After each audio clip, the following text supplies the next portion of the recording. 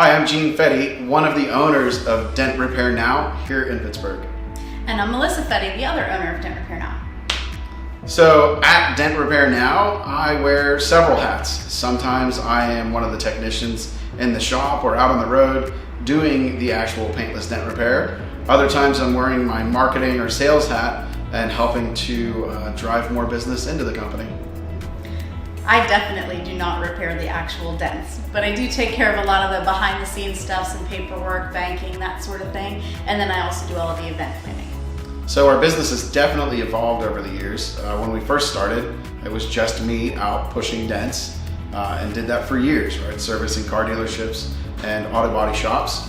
As we grew that, it was time to start adding a technician. And then in about 2012 or 2013, we really started to try to grow the business and reach out to the general public and move from a strictly wholesale operation. And that's when we decided that we needed a physical location. We needed to get ourselves a shop, and that's when we opened our shop in Robinson Township. We're on Campbell's Run Road, and now we have 3 full-time technicians, 3 support staff, plus Gene and myself. So what I really love about Dent Repair Now and the customers we serve and our team, our employees, is the experience that everybody gets.